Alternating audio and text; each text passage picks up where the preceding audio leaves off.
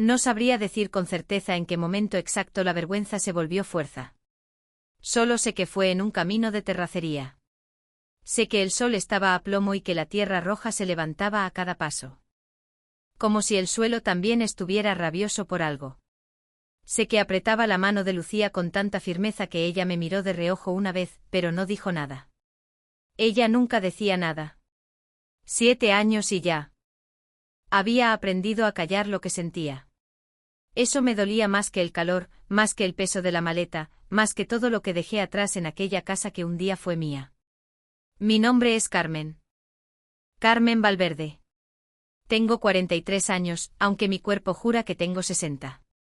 Nací en Arandas. Crecí en San Juan. Me casé en el municipio de Mezquitic, en los Altos de Jalisco. A las orillas del río. Ese río que amé antes de amar a cualquier hombre. Fui mujer de Manuel Valverde por 18 años. 18 años de labranza, de criar animales, de cama fría en invierno y de un calor que vuelve loco a cualquiera en verano. De amor también cuando sobraba tiempo para él.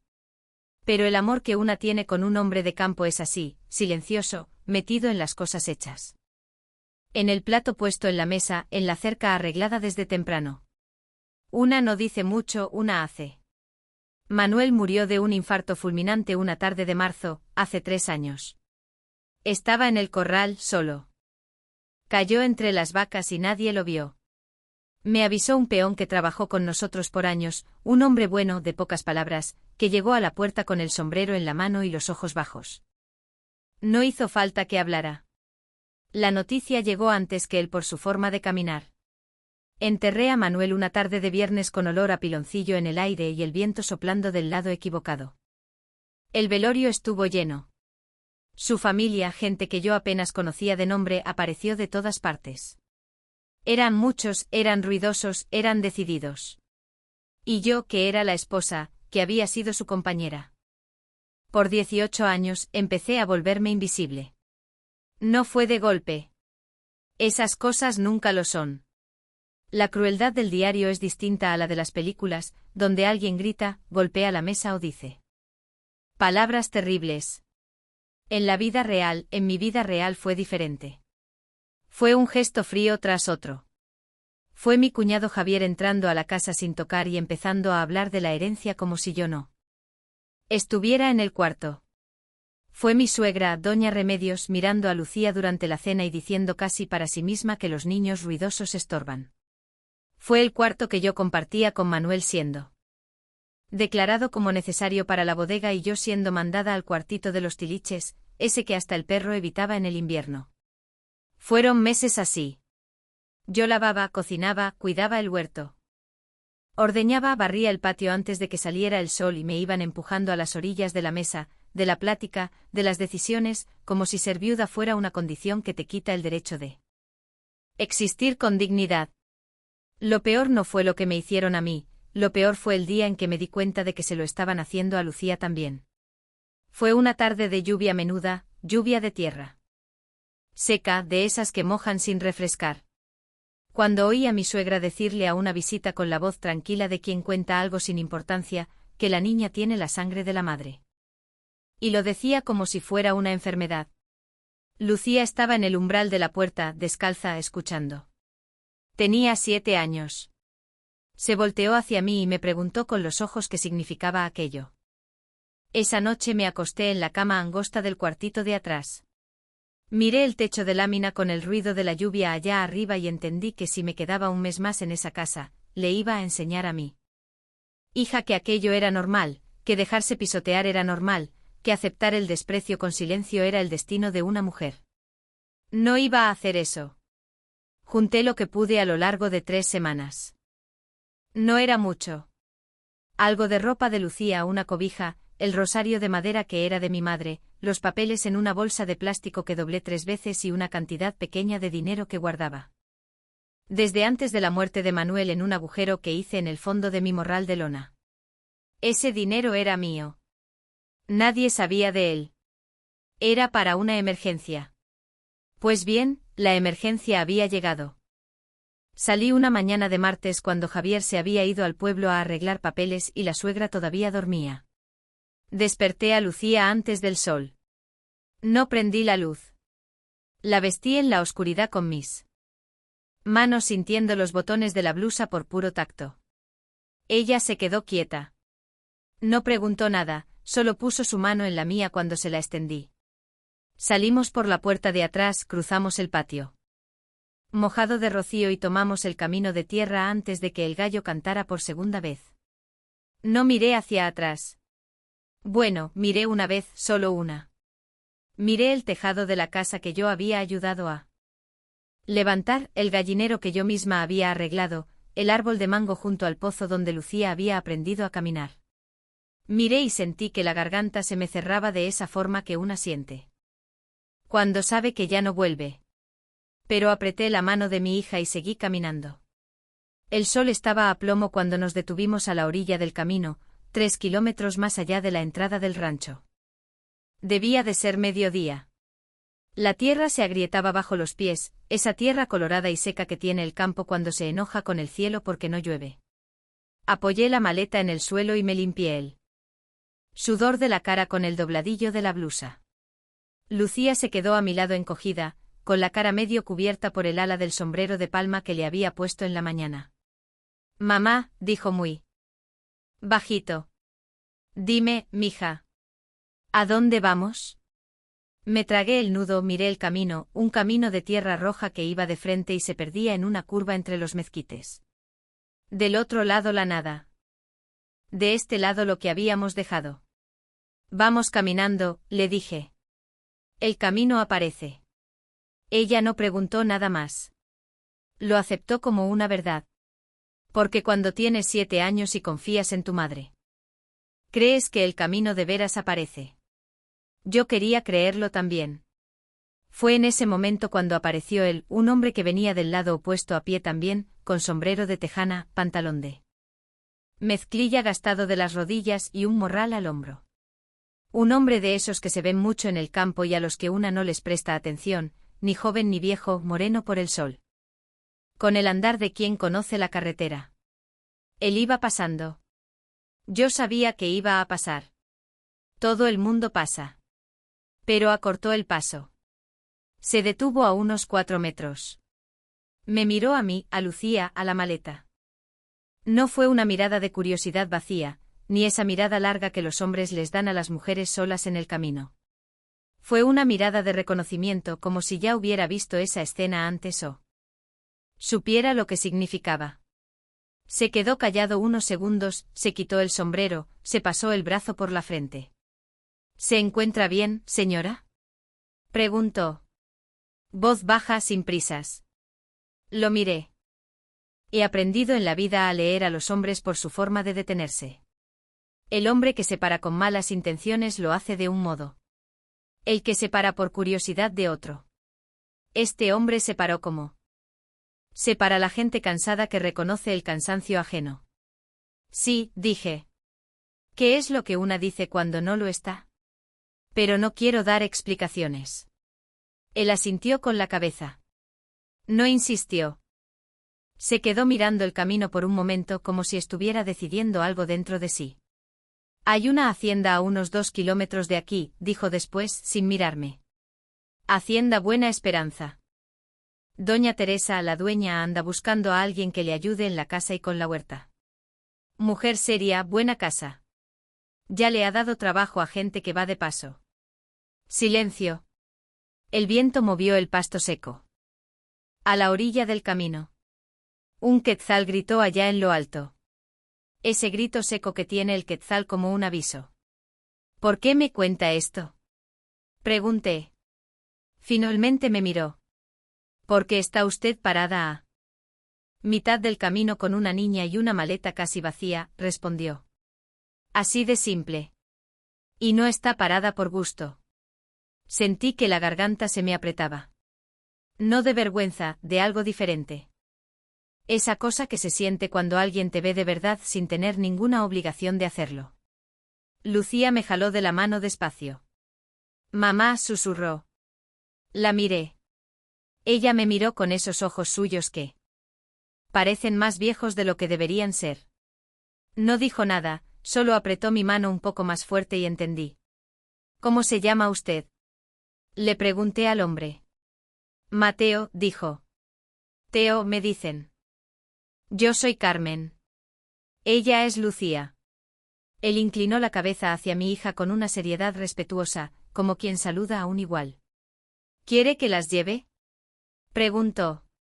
Tengo una camioneta allá en la labor, a 500 metros. No es mía, es prestada, pero jala. Me quedé mirándolo un largo segundo. La mujer que yo era hace 4 años habría dicho que no. Habría dado las gracias y seguido caminando orgullosa e idiota por el camino de tierra bajo el calor del mediodía, sin saber a dónde. La mujer que estaba intentando ser, la que salió de casa a las 5 de la mañana con su hija de la mano, se necesitaba saber cuándo aceptar ayuda. Acepto, dije. Y fue la primera elección libre que hice en 3 años. La camioneta era vieja, con el asiento de cuero rajado y un rosario colgado en el retrovisor que bailaba con cada bache del camino. Lucía se sentó en mis piernas y se quedó mirando por la ventana con su seriedad de siempre. Teo manejaba sin hablar, cosa que agradecí. No quería explicar nada, no estaba lista. El matorral pasaba a ambos lados, esa vegetación torcida y aguantadora del campo, árboles que crecen chuecos porque el viento es fuerte y la sequía es brava. Pero que crecen de todos modos. Siempre me gustó mirar los mezquites y pensar en eso, que lo que está chueco también puede estar vivo. Cuando la hacienda apareció al final del camino. Un portón de fierro viejo, una higuera enorme del lado de adentro, la casa con un corredor largo y techo de teja, sentí algo en el pecho. No sé cómo llamarlo todavía. Se parecía al reconocimiento. Pero de un lugar que nunca había visto, como si aquel lugar ya me estuviera esperando. Teo paró la camioneta frente al portón y se bajó a abrir. Me quedé sentada con Lucía en brazos mirando la casa. Mamá, dijo Lucía muy bajito con el cachete pegado a mi hombro. Dime, cielo. Aquí parece que hay sombra. Miré la higuera enorme, las hojas grandes moviéndose despacio con el viento caliente. Sí hay, le dije. Y entramos. Doña Teresa era una mujer pequeña de 70 y tantos años, con el cabello blanco recogido en un chongo con un pasador sencillo y un mandil de flores amarrado a la cintura. Salió al corredor cuando oyó la camioneta y se nos quedó viendo con una mirada que evaluaba sin juzgar. Esa mirada de quien ya ha visto a mucha gente llegar por el camino con menos de lo que debería. Me miró a mí, miró a Lucía, miró la maleta. Teo, dijo. Me trajiste a otras 2. Así es, doña Teresa. Ella suspiró, pero no era un suspiro de molestia.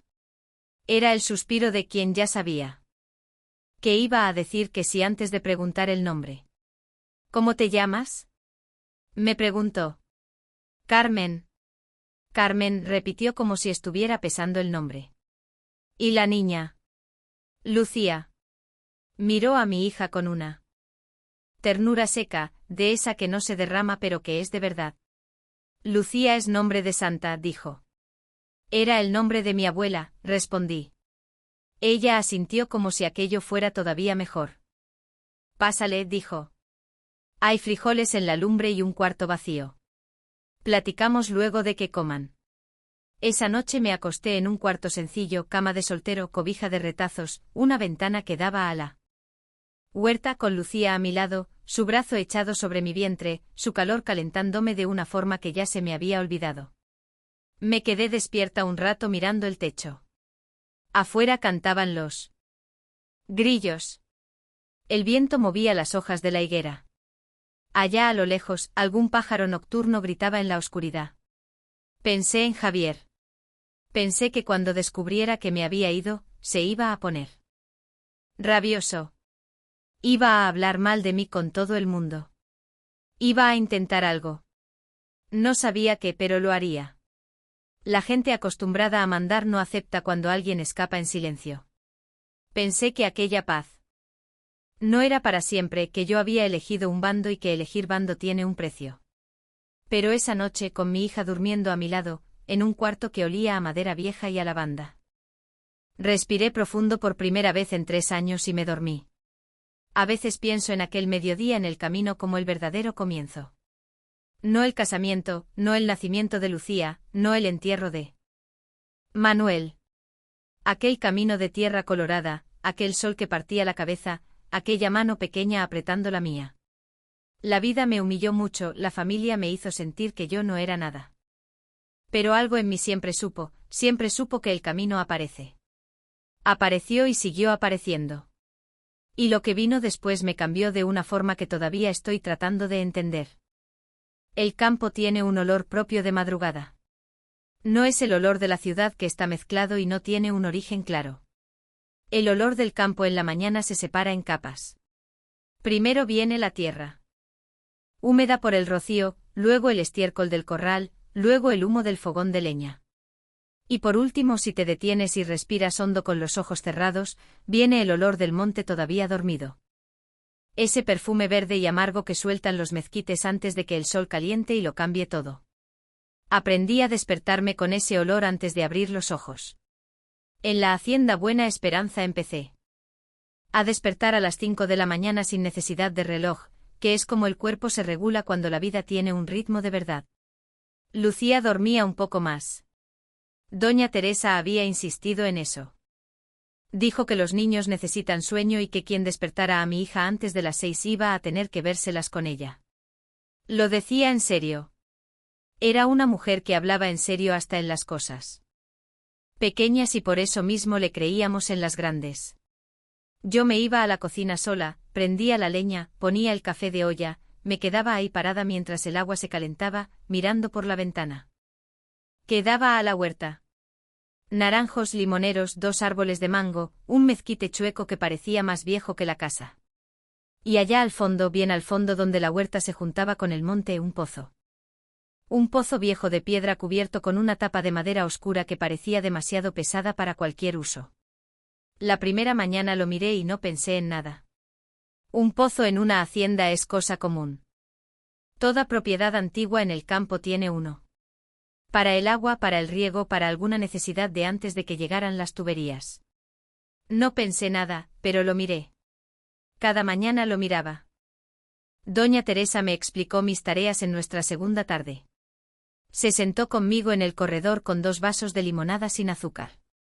Ella no tomaba dulce, dijo que el doctor se lo había prohibido. Hacía 10 años y que había descubierto que el doctor tenía razón, lo cual la ponía de mal humor. Y me fue diciendo con esa voz tranquila y directa que tenía. La casa necesitaba cuidado diario. Ella todavía hacía mucho por su cuenta, pero su rodilla derecha había empeorado el último invierno y las escaleras eran un problema.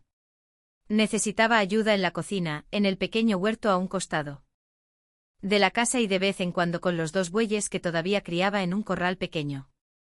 Ya no era un rancho ganadero, era solo costumbre, decía ella, y puro afecto. Llamaba a los bueyes por su nombre, Rufo y Capitán.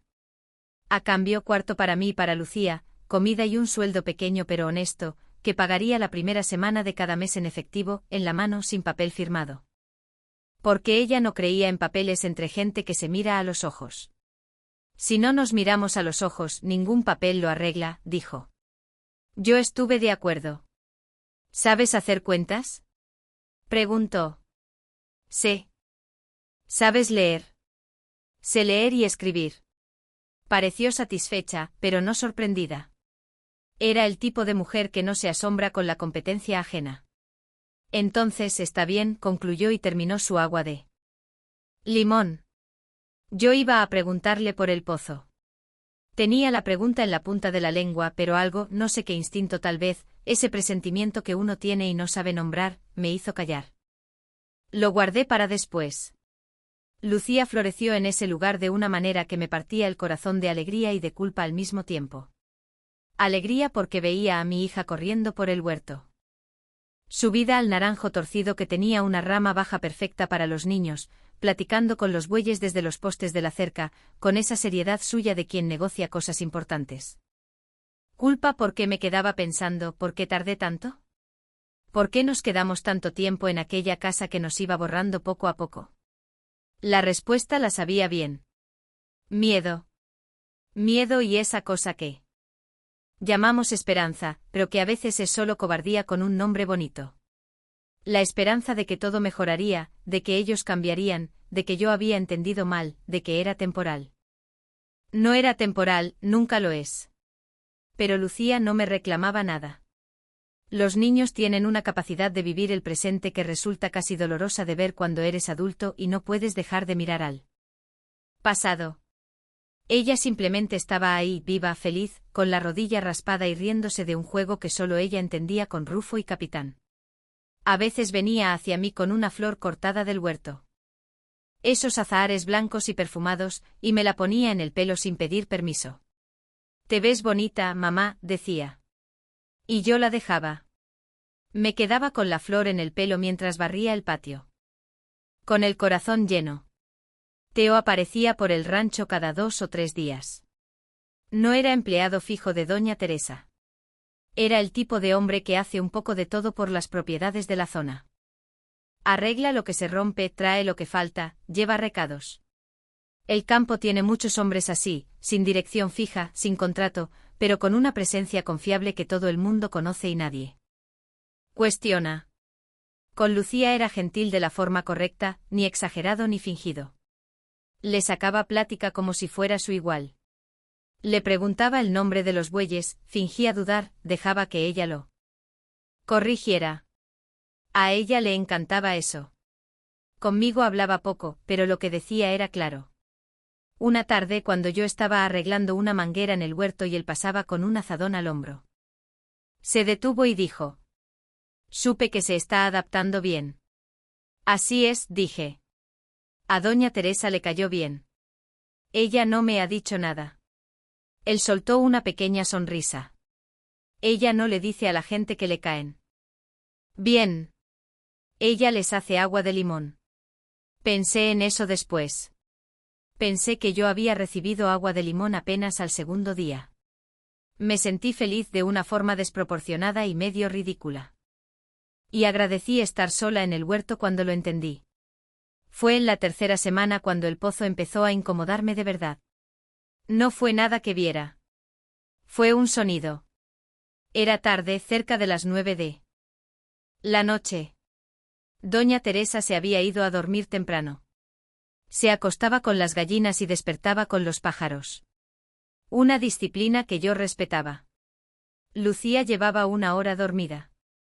Me quedé un rato en el corredor, que era mi nuevo hábito, ese momento del día que guardaba para mí sola, para quedarme mirando el cielo estrellado del campo, que es distinto a cualquier otro cielo porque parece más cerca, más vasto, más honesto. Fue entonces cuando lo oí. Un sonido viniendo del fondo del huerto, bajo, intermitente.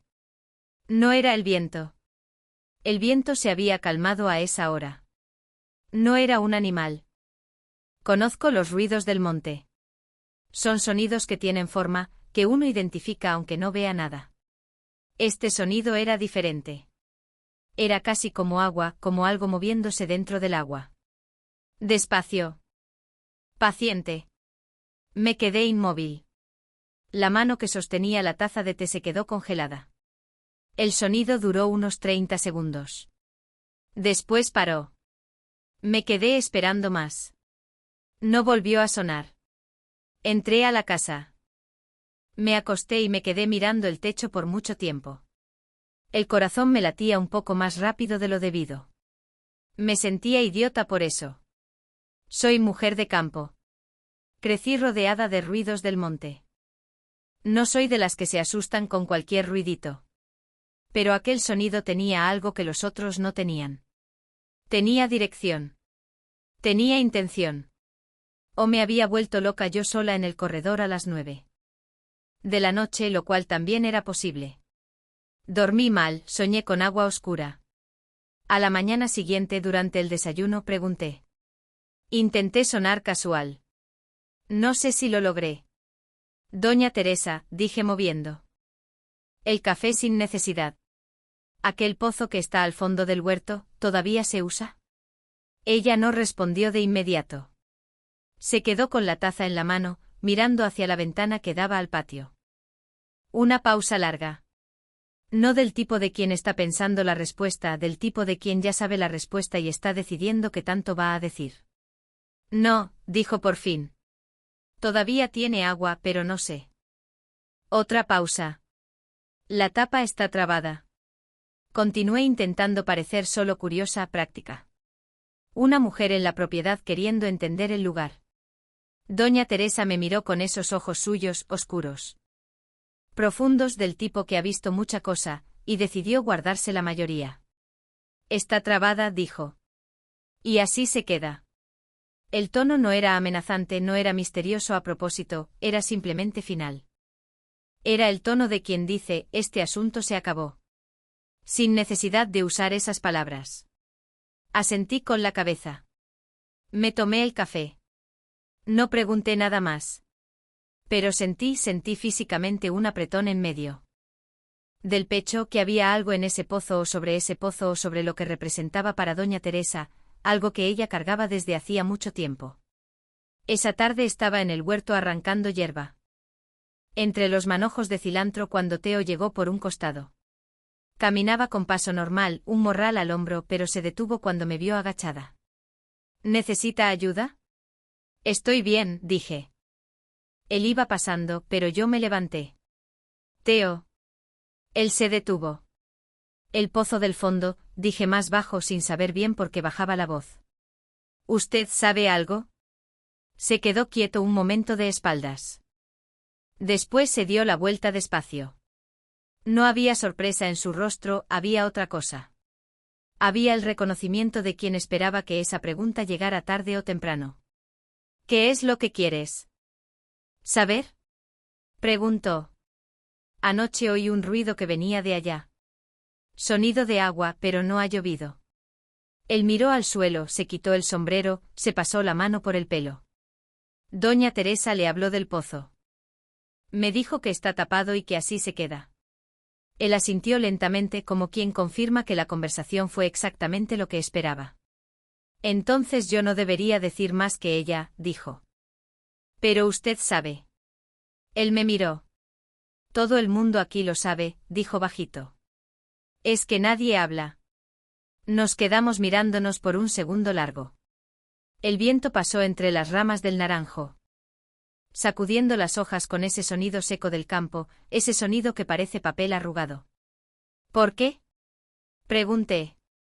Él se puso el sombrero otra vez. Se acomodó el morral al hombro. Porque hay cosas que cuando uno empieza a hablar tiene que terminarlas, dijo. Y hay gente que no está lista para terminar. Y se fue por el huerto desapareciendo entre los árboles, dejándome ahí de pie. Con la mano todavía sucia de tierra y el corazón latiendo a un ritmo que no era de mujer tranquila. Aquella noche me senté en el corredor más temprano. A las 8 ya estaba ahí. El té en la taza. Los ojos en el fondo del huerto. La oscuridad allá atrás era densa. El huerto estaba iluminado por la luna menguante, suficiente para ver el contorno de los árboles, pero nada más. El pozo quedaba en el límite de lo que alcanzaba a ver, una forma oscura, baja, redonda, con esa tapa pesada que parecía presionada desde adentro hacia afuera. Me quedé esperando el sonido. Durante 40 minutos. Nada, solo grillos, solo viento, solo el mugido distante de Rufo o de Capitán moviéndose en el corral. Iba a entrar. Ya me estaba levantando. Fue entonces cuando el sonido volvió más fuerte. Esta vez más claro, y entendí ahí parada con el cuerpo rígido y la mano apretando la taza hasta que los nudillos se pusieron blancos, que aquello no era agua. Era voz. Una voz muy baja, muy distante, emergiendo de aquel pozo tapado al fondo del huerto, como si viniera de una profundidad que no debería tener fondo. Una voz que no reconocí, pero que, y eso fue lo que me hizo sentarme de golpe lento con las piernas temblorosas, me hizo recordar, no por el timbre, no por las palabras, porque no entendí palabras, sino por el ritmo, por el patrón. Era el mismo ritmo de una canción que mi hija canturreaba a veces a solas cuando creía que yo no la escuchaba. Una canción que yo nunca le había enseñado. No dormí esa noche. Me quedé acostada al lado de Lucía mientras dormía. escuchando su respiración tan tranquila, tan regular, tan de quien no sabe que algo fue despertado en el fondo de ese pozo, o que siempre estuvo despierto y que estaba esperando a alguien que finalmente escuchara. Existe un tipo de cansancio que no es del cuerpo, es más hondo. Es el cansancio de cargar con una pregunta que sabes que va a cambiarlo todo cuando sea respondida y aún así no puedes dejar de cargarla. Despiertas con ella, lavas los platos con ella, barres el patio con ella, va contigo quieta, pesada, como una piedra en el bolsillo del delantal. Pasé 3 días así después de aquella noche. No hablé con nadie sobre el sonido, ni con doña Teresa, ni con Teo. Me quedé observando, me quedé escuchando, me quedé prestando atención a Lucía de una manera que esperaba que ella no notara. Pero los niños de 7 años notan todo lo que la madre piensa, aunque no tengan palabras para nombrarlo. En la mañana del 4.º día, ella estaba sentada en los escalones del corredor, descalza, moviendo a una hormiga con una ramita, y canturreaba bajito, distraída, como quien ni sabe que está cantando. Me detuve detrás de la puerta de tela y escuché. Era la misma melodía. Estaba segura. Aquella secuencia de notas, 3 bajando, 2 subiendo, una pausa, repetición, que yo había oído emerger del pozo en la noche oscura. Idéntica. No parecida. Idéntica. Me quedé quieta hasta que terminó el fragmento. Después empujé la puerta despacio y me senté a su lado en el escalón. ¿Qué canción es esa?, pregunté intentando sonar despreocupada. Ella me miró. Miró la ramita, después se encogió de hombros. No sé. No sabes, pero la estabas cantando. Es que se queda en la cabeza, dijo simple como si eso explicara todo. Igual que cuando uno oye algo y ahí se queda. ¿Dónde la oíste? Ella se quedó pensando. No era el pensamiento de quien inventa, era el pensamiento honesto de quien realmente está intentando recordar. Creo que la soñé, dijo por fin. Me miró de nuevo. Esos ojos que me atraviesan desde que nació, ojos que parecen más viejos que el resto de ella. ¿Tú también la oíste, mamá? Tragué saliva. ¿Por qué me preguntas eso? Porque tienes la misma cara que cuando oíamos ruidos en la noche allá en la casa del tío Javier, respondió. Y fingías que no habías oído nada. Me quedé mirándola un largo rato. Mi hija de 7 años que aprendió a callar, que aprendió a fingir que no oyó, que aprendió a leer el rostro de su madre como un mapa de supervivencia. Sentí un nudo en la garganta que tardó en deshacerse. La oí, dije en voz baja. Ella asintió como quien confirma una sospecha antigua. Viene del pozo, dijo ella. No era una pregunta. Esa tarde doña Teresa fue al pueblo más cercano, San Benito del Monte, a 12 kilómetros de Terracería, para arreglar un asunto de facturas en el almacén. Iba a tardar. Me avisó a la hora de la comida con esa objetividad suya. Voy a salir. Vuelvo antes de que oscurezca. Hay frijoles en la olla. Yo me quedé. Lucía se fue a jugar al corral con los bueyes, que era su actividad favorita, ese ritual misterioso de pláticas con Rufo y Capitán que yo nunca entendí y aprendí a no cuestionar.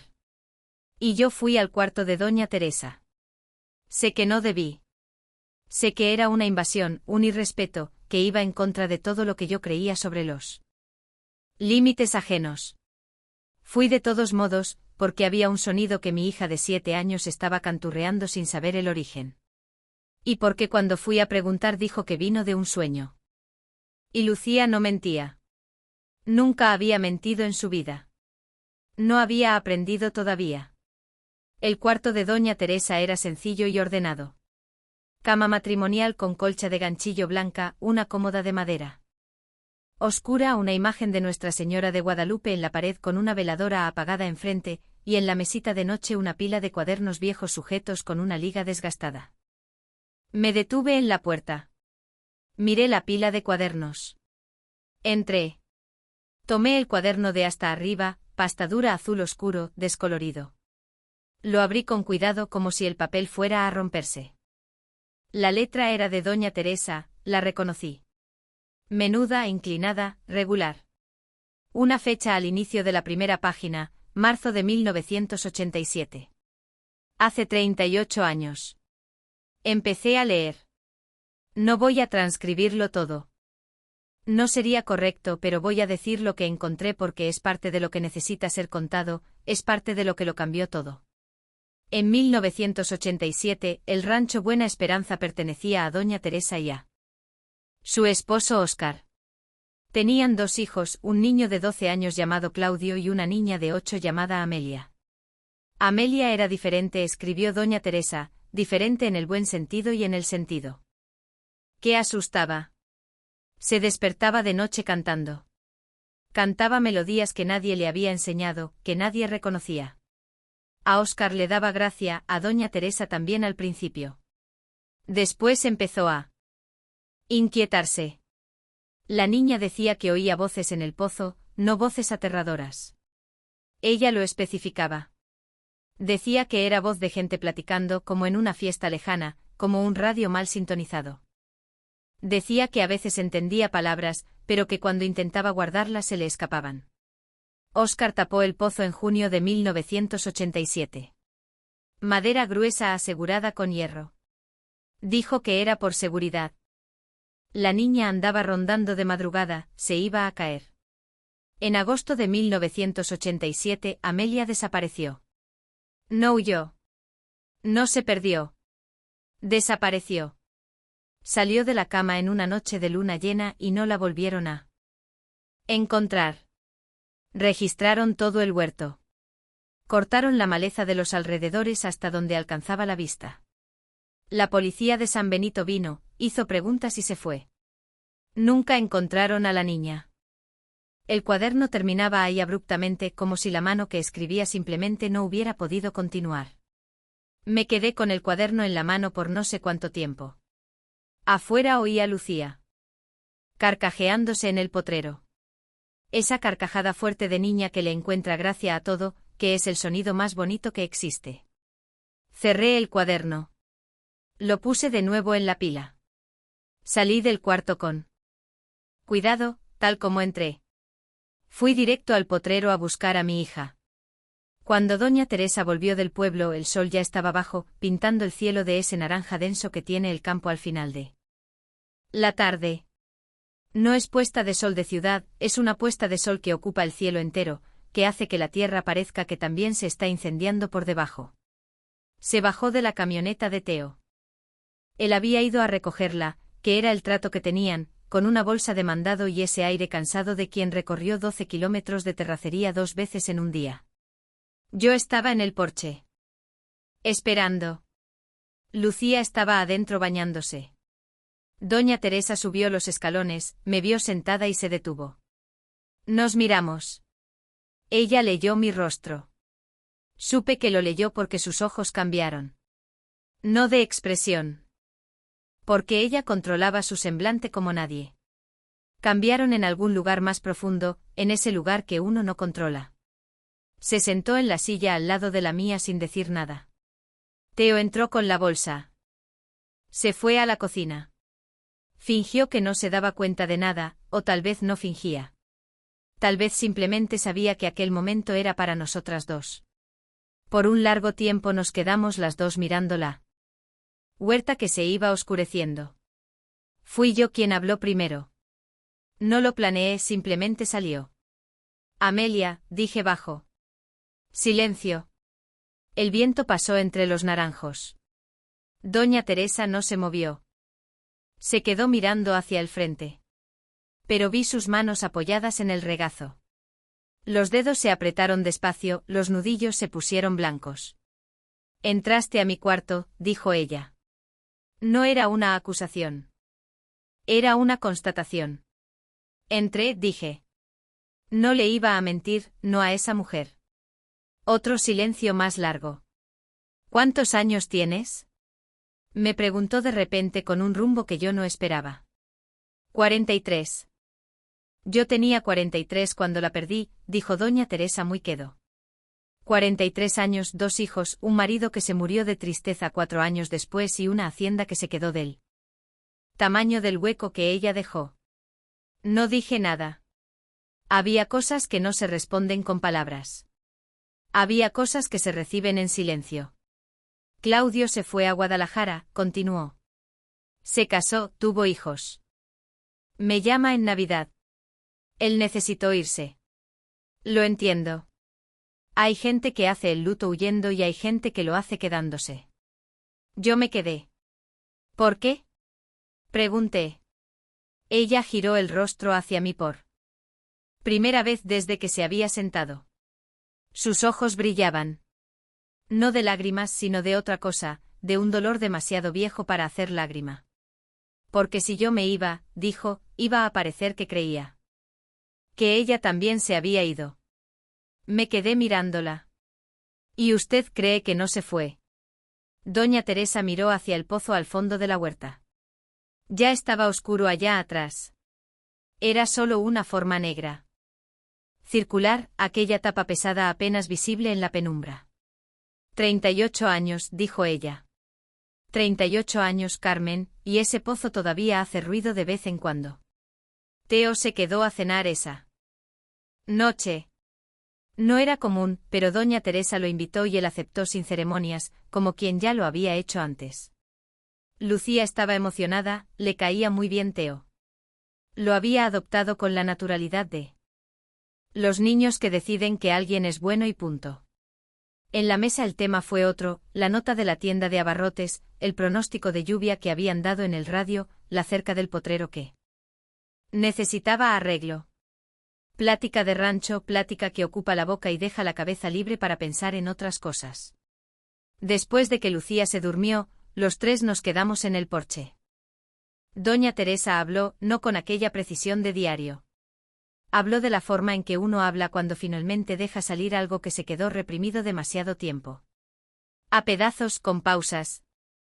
Con las manos moviéndose en el regazo. Contó que Amelia tenía una relación extraña con el pozo desde pequeña, que antes de aprender a hablar bien, ya se ponía a su lado con la oreja casi en la madera del borde como si escuchara. Que una vez Óscar la encontró a las 3 de la mañana arrodillada en la orilla, murmurando en respuesta a algo, no sola, en diálogo.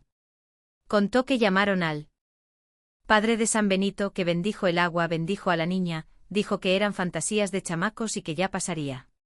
Que pasó un tiempo y volvió. Contó que la noche que Amelia desapareció, ella misma se despertó con un sueño. Soñó que la niña estaba dentro del pozo, no ahogada, no muerta, sino sentada en el fondo en una cámara que no debería existir, conversando con alguien que doña Teresa no lograba ver en el sueño y que estaba sonriendo. Soñó, repitió ella, y su voz cambió en esa palabra. No de miedo, de algo más complicado que el miedo. Teo se quedó callado. Yo también. La policía dijo que fue un accidente, continuó ella. Que se cayó, que el cuerpo se lo llevó el agua subterránea, que esos pozos viejos tienen canales que nadie conoce. Se detuvo. Pero el pozo estaba tapado, Carmen. Óscar lo había tapado con tablones de encino y 4 tornillos. A la mañana siguiente la tapa estaba en su lugar, tornillos cerrados, sin una marca. El silencio que vino después era de ese tipo que pesa, que ocupa espacio físico, que uno siente en la piel. Teo se quitó el sombrero, se quedó con él en el regazo girándolo despacio con las manos. Doña Teresa, dijo él finalmente pausado. Carmen necesita saber el resto. Ella lo miró. Un intercambio rápido entre los dos. Una conversación entera en 2 segundos del tipo que solo existe entre personas que se conocen hace mucho tiempo. Ella cerró los ojos por un momento, los abrió. El pozo tiene historia antes de mí, dijo. Antes de Óscar, antes de los que vinieron antes que él. Ese pozo es más viejo que cualquier escritura de propiedad que exista en esta región. Los más viejos del pueblo, los que aún quedan, dicen que siempre ha sido así, que de tanto en tanto llama a alguien. ¿Llama, cómo? Pregunté y mi voz salió más fina de lo que quería. Diferente para cada quien, dijo ella. Para Amelia era música. Para Óscar era el olor a café, que era el olor de su madre muerta. Para un vecino nuestro en los años 70 era la voz del hijo que había perdido en la guerra. Cada uno oye lo que perdió. Me quedé inmóvil.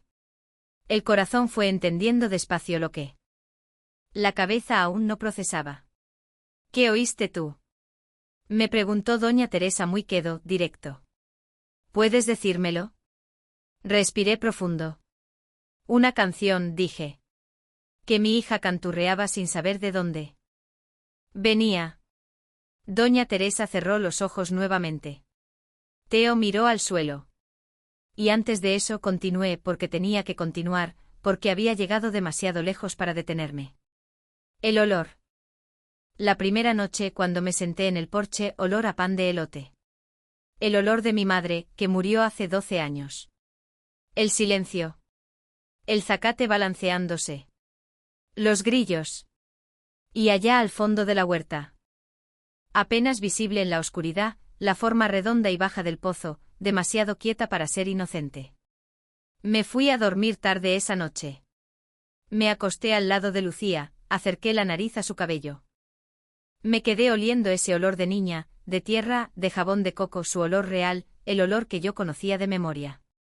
Ella se giró mientras dormía y puso su mano en mi mejilla, algo que hacía desde bebé. Como si necesitara sentirme ahí para seguir durmiendo. Cerré los ojos. Pensé en Amelia, 8 años, oyendo música viniendo de debajo de la tierra. Pensé en Óscar, en el olor a café que sentía. En lo que yo sentiría si el pozo me llamara con el olor de mi marido muerto. Pensé en Lucía, canturreando en los escalones del porche, distraída, con una ramita en la mano y una hormiga enfrente. Y pensé en mí. Esa mujer que había salido de casa en una madrugada de rocío con una maleta casi vacía y la mano de su hija en la mía, huyendo de una humillación lenta, y que había llegado por casualidad o no justamente a esta hacienda, a este lugar, frente a este pozo. Casualidad. Yo quería creer que era casualidad. Pero el pozo había llamado con el olor de mi madre muerta. El pozo había plantado una canción en la cabeza de mi hija. Y algo allá abajo, agua, viento, memoria o algo que no tiene nombre, estaba despierto y esperándome. Tenía una decisión frente a mí y lo sabía. Podía fingir que no había oído nada. Podía ser práctica, ser racional, ser la mujer de campo que no cree en cosas que no puede tocar. Podía cuidar la hortaliza, ordeñar, hacer los frijoles. Lavar los trastes, criar a mi hija lejos de aquello. Pero el pozo había llamado con el olor de mi madre y mi madre tenía algo que decirme. Yo lo sabía. Cargaba con eso hacía 12 años. Una promesa que no cumplí, una palabra que no dije, un perdón que no pedí a tiempo. Algo allá abajo lo sabía también. Y estaba esperando que yo fuera lo suficientemente valiente para ir. Hay decisiones que uno toma con la cabeza. Pesas los lados, consideras las consecuencias, haces todo el razonamiento correcto y llegas a una conclusión. Y hay decisiones que el cuerpo toma antes de que la cabeza tenga tiempo de reaccionar. El cuerpo se levanta, el cuerpo va, y la cabeza va detrás porque no tiene elección. Así fue como pasó. Era la 1:40 de la madrugada. Sé la hora porque miré el reloj de pulsera que está en la mesita de noche. Aquel reloj que fue de Manuel y que todavía uso porque es el único que tengo y porque cuando miro la carátula aún siento algo que no sé nombrar bien, una mezcla de nostalgia y rabia y afecto que nunca se resolvió en un solo nombre. Lucía dormía, respiración profunda, igual a la de quien no tiene nada más en el mundo que resolver por esa noche. Su brazo se había escurrido de mi cuerpo y estaba extendido al lado, la mano abierta, los deditos relajados. Me quedé mirándola por un tiempo, grabándola. Que es algo que una madre hace sin darse cuenta. Se queda grabando al hijo como si supiera que el tiempo pasa y uno olvida los detalles si no mira con atención. Me levanté despacio. No encendí ninguna luz. Agarré la sudadera del gancho de la puerta, me puse las chanclas y me fui. La casa estaba quieta de una manera distinta a las otras noches, una quietud más profunda. Hasta la madera del techo, que a veces crujía con el cambio de temperatura, estaba callada. Al pasar por la cocina, las brasas del fogón de leña aún tenían un brillo rojo y tenue en la oscuridad. Como ojo de animal. No encendí nada. Mis ojos se fueron ajustando poco a poco. Abrí la puerta de atrás con cuidado. La bisagra era vieja y yo sabía que chirriaba. Había aprendido a abrirla despacio, levantando un poco el picaporte antes de girar, lo que eliminaba el chirrido. Aprendí eso en la primera semana, que es como uno aprende la casa ajena, por los sonidos, por los olores. Por los secretos pequeños que guarda en las bisagras y en los escalones. El patio de noche era otro mundo. De día era espacio de trabajo, la hortaliza, la manguera estirada, el tendedero. La leña apilada. De madrugada era otra cosa. La luna estaba casi llena esa noche, un poco inclinada en el cielo, y arrojaba una luz blanca y fría sobre todo, que dejaba las sombras más oscuras de lo que eran. La huerta empezaba a unos 10 metros de la puerta trasera, y allá adentro las copas de los árboles se cerraban y la luz de la luna no llegaba bien. Quedaba una claridad filtrada, punteada, que cambiaba con el viento. Me detuve en la orilla de la huerta. Me quedé parada ahí por un momento con las manos en los bolsillos de la sudadera. Del fondo, nada. Silencio. Respiré profundo. El aire de la madrugada en el campo tiene un olor que es solo suyo. Tierra fría, zacate húmedo de rocío, alguna flor que abre solo de noche, y por debajo de todo una especie de ausencia de olor que es casi un olor en sí mismo. El olor de la nada, del espacio abierto, de la inmensidad. Entré en la huerta. Los naranjos pasaban a ambos lados. Sus ramas a veces se tocaban arriba, formando un techo irregular. El pasto abajo estaba húmedo, el rocío había empezado temprano esa noche y la chancla resbalaba un poco a cada paso. Yo iba despacio, no por miedo a caer. Por miedo a otra cosa. Ese miedo que uno no logra definir porque no tiene un objeto específico, es solo una presión en el pecho y unas ganas de detenerme que ignoro porque he llegado demasiado lejos. Para volver. El ciruelo torcido apareció del lado izquierdo. Lo reconocí por la rama baja a la que Lucía se subía. Bajo la luz de la luna parecía aún más antiguo, más retorcido, más terco. Como todo lo que sobrevive al campo. Sobrevive torcido, pero sobrevive. Y entonces apareció el pozo. Estaba ahí al final de la huerta, donde la tierra iba subiendo levemente antes de encontrarse con el comienzo del monte. Una circunferencia de piedra construida con bloques irregulares que alguien había asentado sin buena mezcla.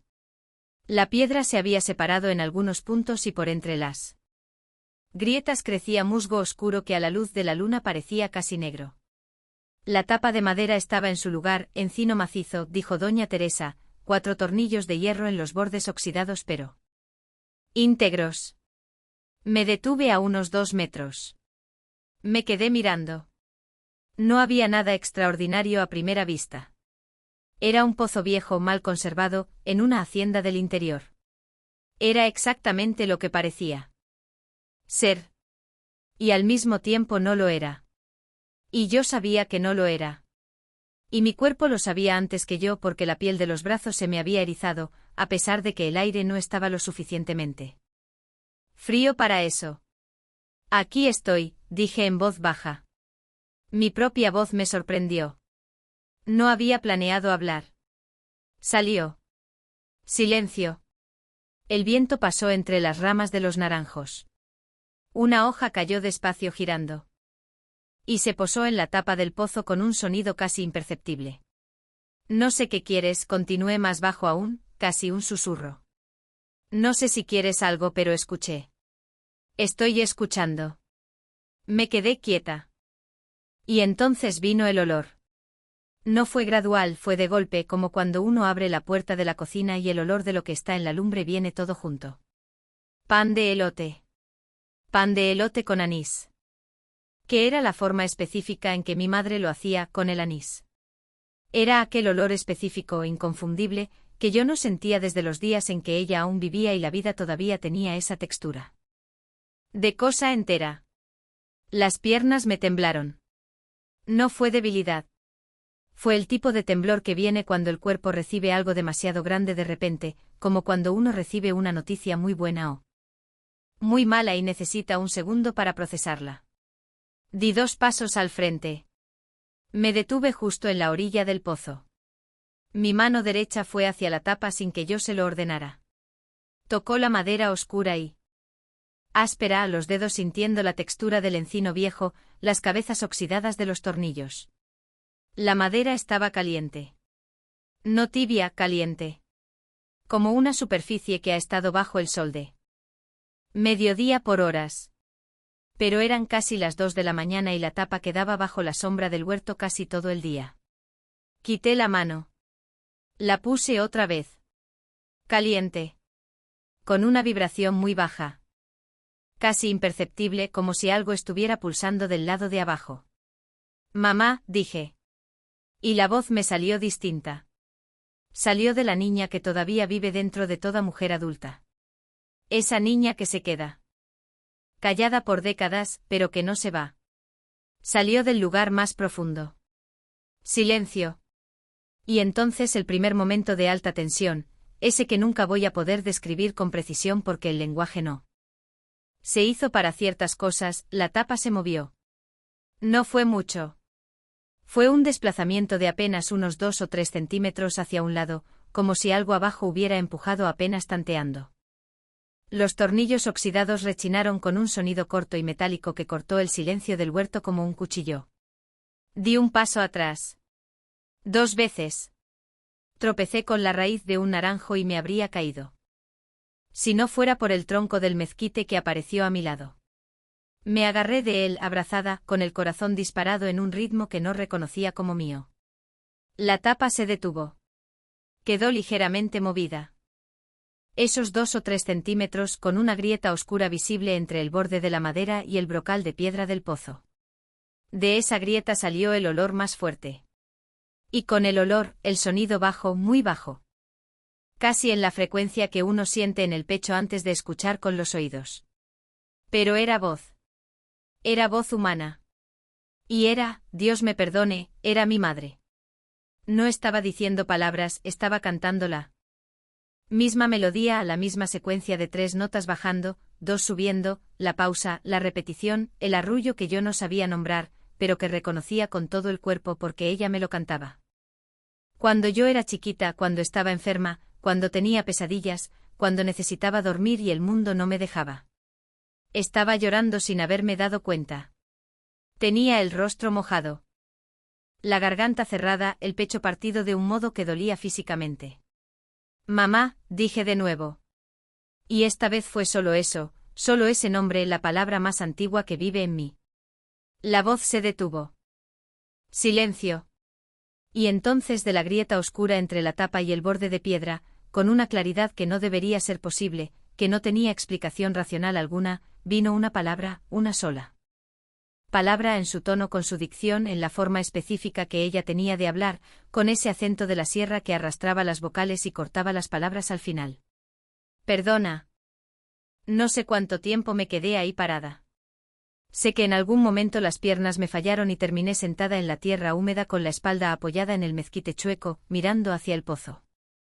Que había vuelto al silencio. La grieta seguía ahí, la tapa levemente movida, pero ya no había nada más, ni olor, ni sonido, ni vibración. Solo el viento en el huerto, solo los grillos. Solo la luna lanzando luz filtrada por las copas de los árboles. Perdona. ¿Perdonar qué? Me preguntaba. Pero lo sabía. Lo sabía muy bien. Mi madre murió en un hospital en Morelia de insuficiencia renal 3 semanas después del diagnóstico. Demasiado rápido.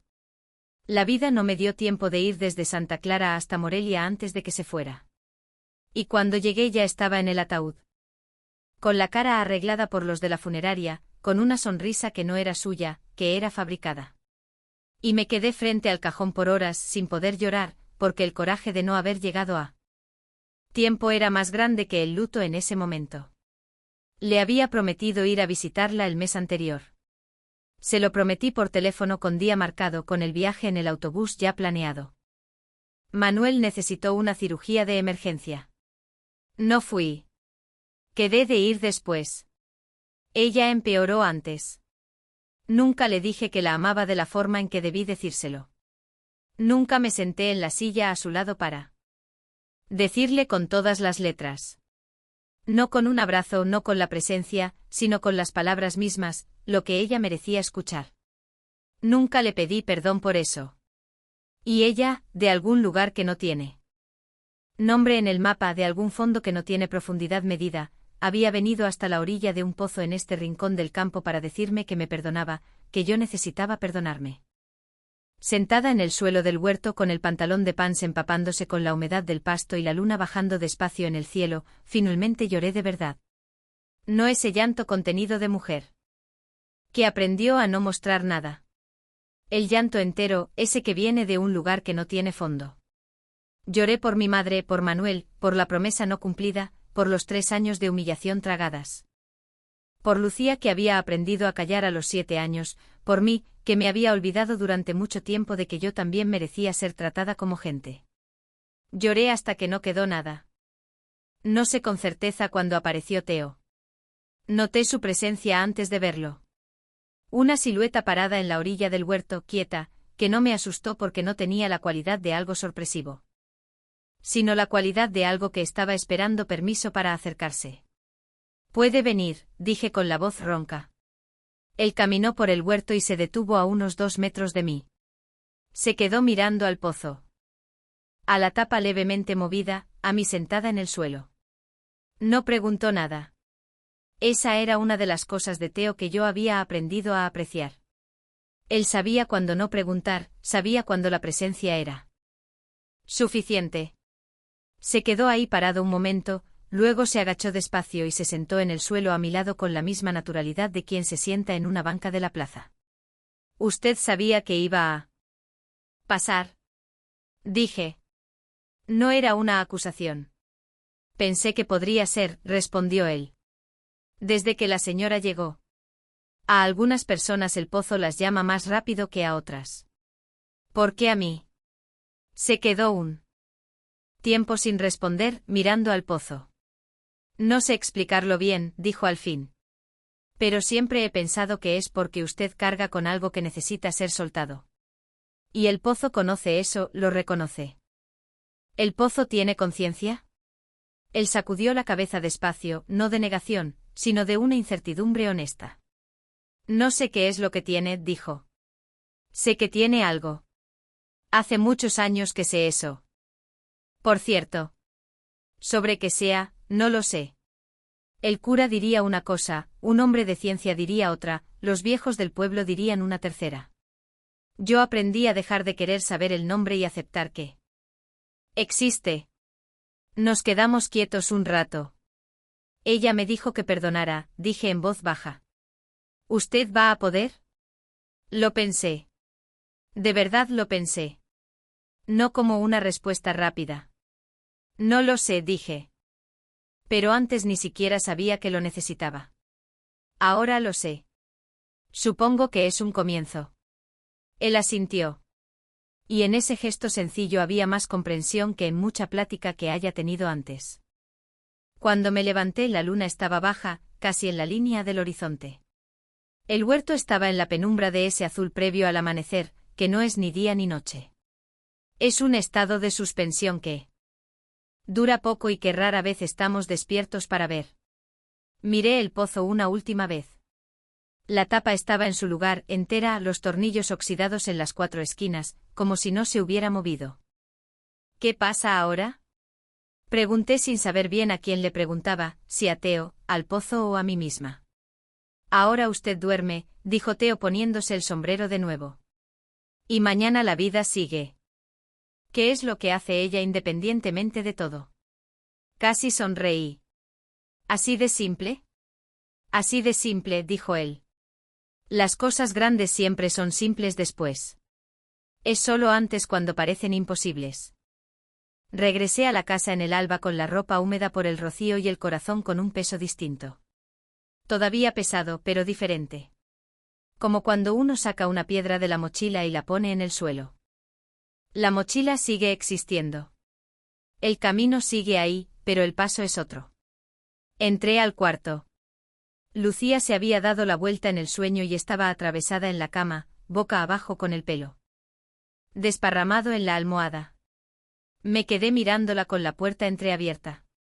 Había algo que yo necesitaba decidir, que sabía que debía decidir antes de dormir, porque si me dormía sin decidirlo, iba a despertar sin valor. Javier iba a aparecer. Era cuestión de tiempo. Un hombre como él, acostumbrado a tener poder sobre las cosas, acostumbrado a que una mujer sola no tenga a dónde ir. No deja escapar a nadie en silencio. Iba a aparecer con algún cuento, alguna exigencia, algún intento de jalarme de vuelta al lugar que él había escogido para mí. Pero yo ya no era la mujer que salió de casa hace 3 años, resignada con el papel que me habían cortado.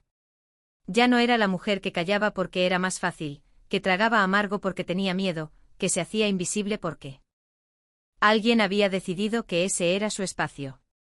Yo era la mujer que había salido de madrugada con su hija de la mano, que había aceptado la ayuda de un extraño en la brecha, que había entrado a un huerto a las 2 de la mañana porque había una promesa vieja esperando ser cumplida, que se había sentado en la tierra húmeda por el rocío y había llorado todo lo que estaba estancado y se había puesto de pie después. Esa mujer iba a enfrentar a Javier cuando apareciera. Lo iba a enfrentar porque tenía a Lucía.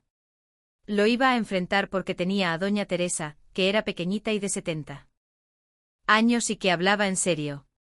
Lo iba a enfrentar porque tenía a Teo, que se detenía en medio del camino cuando veía a una mujer agotada y no hacía preguntas incómodas. Y lo iba a enfrentar porque algo en el fondo de un pozo viejo me había dicho con la voz de mi madre muerta, que yo merecía perdonarme. Y quien merece perdonarse, merece también defenderse. Me acosté al lado de Lucía. Jalé la colcha de retazos. Ella se movió dormida y se giró hacia mi lado y sin despertar apoyó la frente en mi hombro, que era el lugar que ella había elegido desde bebé como su lugar en el mundo. Cerré los ojos. Del fondo del huerto nada. Silencio completo. Pero era un silencio distinto a todos los demás. No era el silencio pesado de antes, ese que oprimía, que asfixiaba, que parecía lleno de cosas no dichas. Era el silencio del después, el silencio de cuando la tormenta pasa y el aire queda limpio y uno respira hondo y se da cuenta de que sigue en pie. Dormí y no soñé con agua oscura. Soñé con pan de elote con anís enfriándose en la ventana y con la cara de mi madre de frente a la luz y con ella mirándome como me miraba cuando yo era niña y tenía miedo.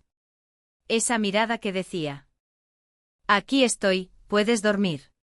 Duérmete ya. Dormí profundo. Dormí como quien soltó algo que cargó por mucho tiempo y finalmente encontró dónde posarlo. No tengo cómo probar nada de lo que pasó esa madrugada. Sé que pasó. Sé que la tapa se movió. Sé que oí lo que oí.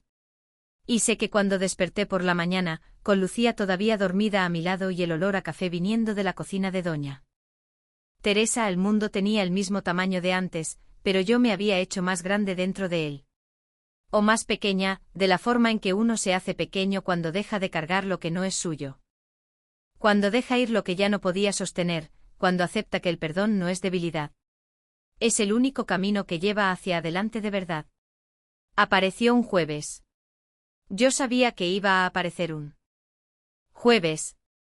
No porque lo previera o lo soñara, sino porque Javier siempre resolvía las cosas que consideraba pendientes los jueves. Era el día que iba al registro, al banco, a la ferretería, al abogado. El jueves era el día de sus negocios. Y yo y Lucía y lo que él consideraba que era suyo por derecho de cuñado de un hombre muerto, éramos un negocio. Hacía 18 días que yo estaba en la Hacienda Buena Esperanza. 18 días de una rutina que ya era mía, de café a las 5, de huerta a las 6, de comida a las 11 con doña Teresa, que comía despacio y en silencio. Pero que de vez en cuando decía algo que se quedaba en el aire por horas. 18 días de Lucía corriendo por el huerto, de Lucía subiéndose al mezquite, de Lucía platicando con Rufo y Capitán. Con esa seriedad suya de quien negocia la paz. 18 días en los que había dormido sin pesadillas, comido sin el nudo en la garganta, trabajado sin tener que medir el espacio que ocupaba para no incomodar a nadie. 18 días en los que me había convertido en otra mujer por dentro, mientras que por fuera seguía pareciendo la misma. Teo llegó antes que Javier. Eso no fue coincidencia. Nunca era coincidencia cuando Teo aparecía en el momento justo. Llegó por la mañana con su camioneta vieja. Dijo que había traído alambre para la cerca del potrero y que la iba a instalar antes de que apretara el calor. Se quedó. Trabajaba despacio del otro lado del portón de fierro, pero se quedó. Yo estaba en la hortaliza cuando oí el vehículo en el camino de tierra. No era la camioneta de Teo. Ese sonido ya lo conocía. Ese motor diésel arrastrado que anunciaba su llegada con 100 metros de anticipación. Era otro coche, un motor más nuevo, más firme. Y yo sabía, el cuerpo lo supo. Antes, ¿quién era? Me detuve con la mano todavía enterrada en la tierra entre los surcos de cilantro. Respiré hondo, solté el aire despacio, me limpié las manos en el pantalón y fui hacia el portal. El vehículo era una pick-up tornado gris con lodo en los rines y el espejo retrovisor quebrado del lado del pasajero. Ese espejo yo lo reconocía. Se había roto con el portón de una ranchería hacía 2 años y Javier había jurado que lo iba a arreglar a la semana siguiente, cosa que nunca pasó. Se bajó antes de apagar el motor por completo. Ese era su estilo, bajarse antes como si su anticipación fuera autoridad. Usaba un sombrero de lana beige, camisa de botones de manga corta, pantalón de vestir de tergal, ropa de quien fue al pueblo por la mañana y se fue directo a la carretera. Traía el rostro endurecido de esa forma que yo conocía, no de rabia abierta, sino de rabia contenida, que era peor. La rabia abierta se ve venir. La rabia contenida explota cuando menos se espera. Se quedó parado al lado de la camioneta por un momento, mirando hacia la casa. Yo estaba en el portal de pie, con las manos en el barandal. Nos miramos por primera vez en 18 días. Caminó hacia la entrada. Abrió el portón. No tenía candado. Doña Teresa no echaba llave de día. Y caminó hacia el frente de la casa con pasos largos. Esos pasos de quien está en terreno que considera propio, aunque no lo sea. Se detuvo al pie de la escalera del portal. Me miró desde abajo. Carmen, dijo él. Javier, dije yo. Su voz tenía esa cualidad de quien intenta sonar razonable por encima, pero por debajo está exigiendo. Yo conocía bien esa voz. Había pasado 3 años obedeciendo esa voz. Te desapareciste sin avisar, dijo. Me fui, corregí yo. Hay una diferencia. Él apretó la quijada. Un movimiento pequeño que la mayoría de la gente no vería. Yo lo veía porque uno aprende a leer las señales del peligro cuando vive cerca de él por suficiente tiempo. Doña Remedios está enferma, dijo él. Necesita ayuda en la casa. Doña Remedios tiene 3 nueras, respondí. Te tiene a ti, tiene a Gilberto y a Pedro. Doña Remedios no me necesita a mí. Eres parte de la familia. Era parte de la familia, cuando me mandaron al cuartito de los tiliches en el patio. Él abrió la boca, la cerró, intentó de nuevo. Nadie te mandó a ningún lado. Tú solita agarraste tus cosas y saliste huyendo como una. ¿Qué? Lo interrumpí. La palabra se quedó en el aire. No terminó la frase, cualquier palabra que viniera después de ese. ¿Cómo iba a revelar lo que él pensaba de mí? Y había una mujer parada en el porche que ya no bajaba la cabeza. Él se estaba dando cuenta y aún no sabía qué hacer con esa información. ¿Dónde está Lucía? Preguntó él cambiando el tono. Adentro de la casa. Quiero verla. Ella no quiere verte. Silencio. Este silencio fue distinto a los otros. Fue el silencio del impacto de un hombre que no está acostumbrado a escuchar un no dicho con firmeza. Carmen, dijo de nuevo y esta vez había algo más en su voz. Ya no era la razón calculada, era algo más crudo. No puedes quedarte aquí. No conoces a esta gente. No sabes. Sé lo que necesito saber, le dije. ¿De quién es esta propiedad? Vas a depender de extraños. Dependo de mi trabajo honrado, respondí. ¿Qué es lo que siempre he hecho? Solo que ahora recibo de vuelta lo que merezco. Él dio un paso hacia el escalón. Fue en ese momento cuando la puerta de tela se abrió. Doña Teresa salió con su taza de café en la mano como si viniera a tomar el sol de la mañana, algo que hacía todos los días. Pequeña, de cabello blanco con su mandil de flores y ese aire tranquilo que no era ingenuidad, sino una elección. Se quedó parada en el porche a mi lado y miró a Javier con esa atención suya de quien evalúa sin prisas. Buenos días, dijo ella. Javier se quitó el sombrero. Automáticamente. Había algo en doña Teresa que producía ese efecto en los hombres de cierta generación, esa autoridad serena que no necesitaba levantar la voz. Buenos días, señora, dijo él. Soy el cuñado de Carmen. Vine a hablar con ella. Sé quién es usted, dijo doña Teresa. Tranquila. Carmen me contó. Pausa. Carmen trabaja para mí, continuó dando un sorbo a su café.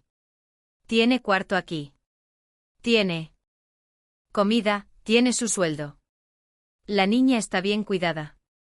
Si doña Remedios está enferma, le mando una oración. Pero Carmen se queda.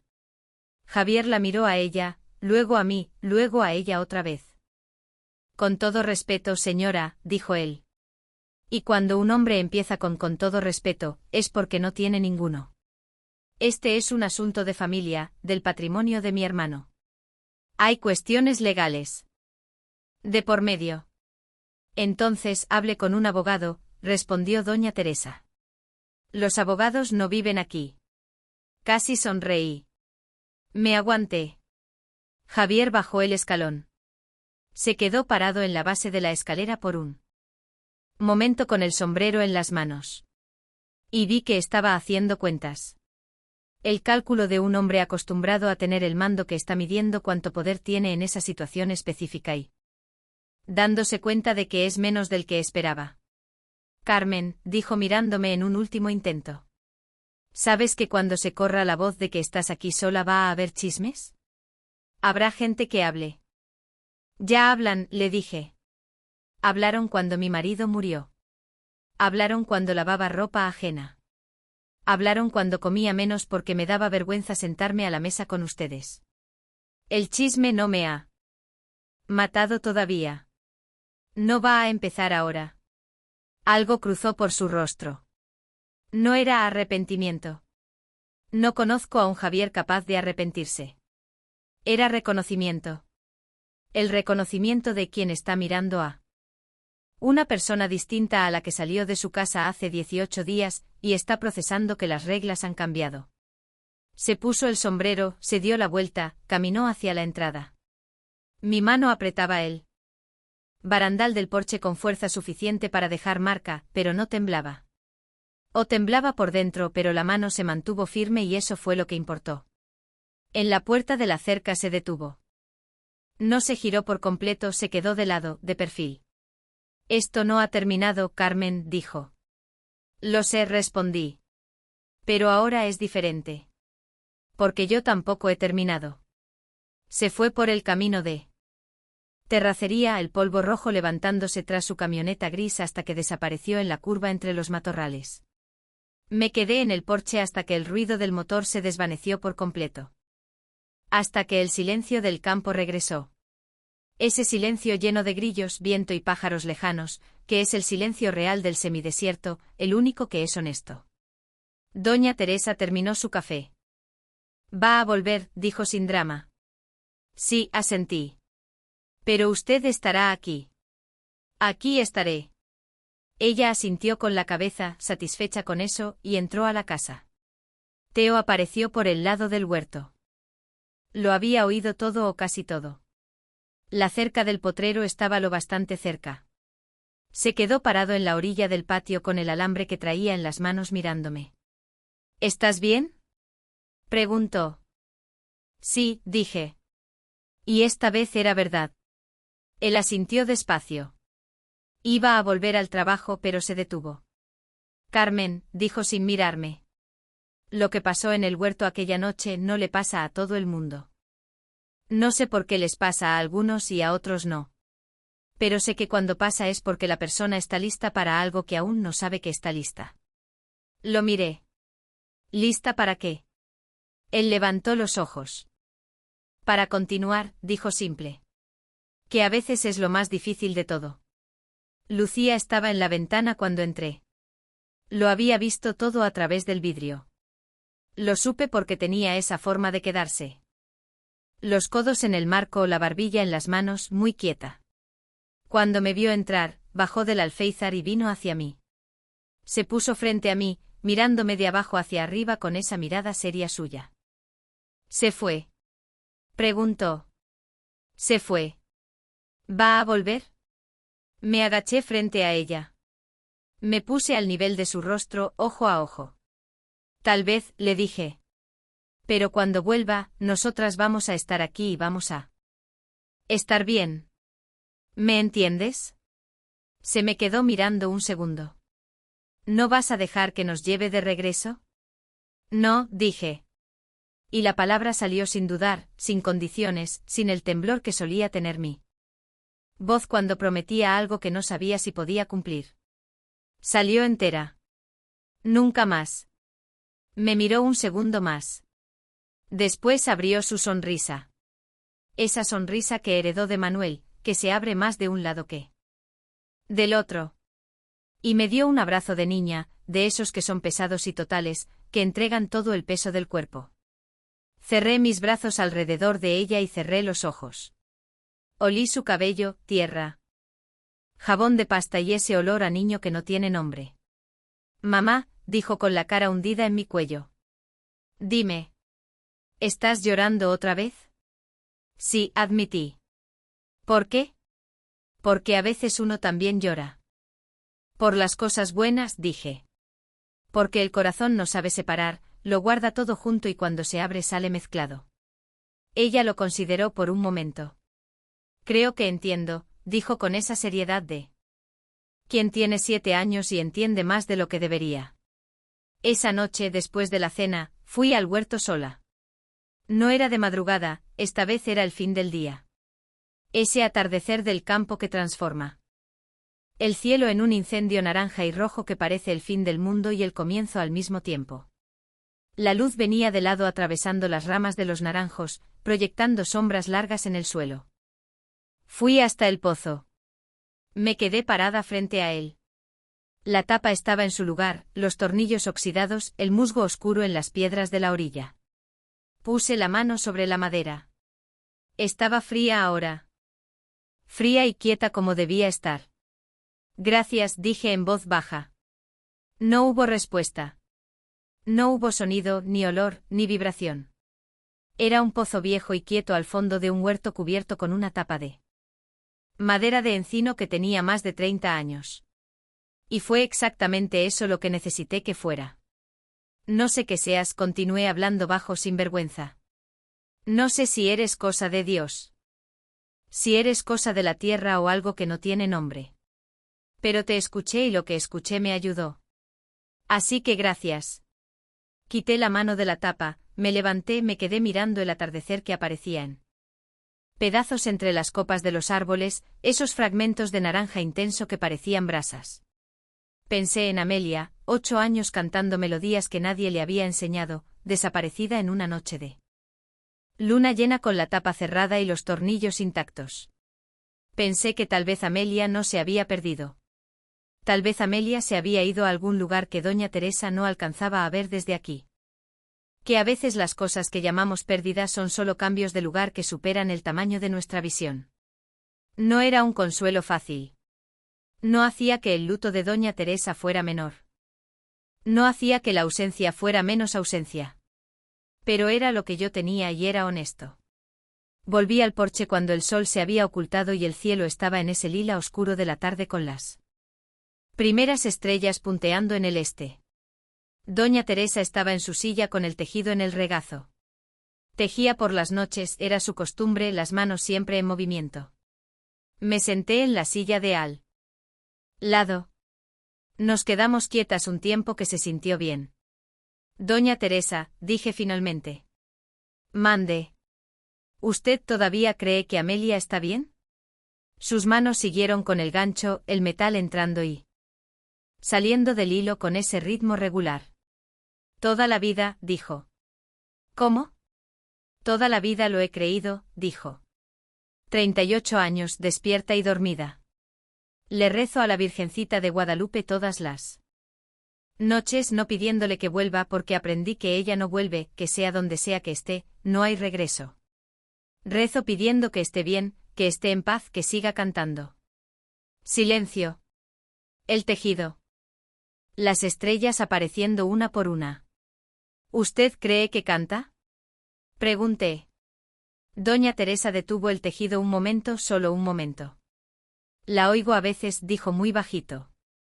De noche, cuando estoy por quedarme dormida y el mundo está lo suficientemente quieto para escuchar. No pregunté más, no hacía falta.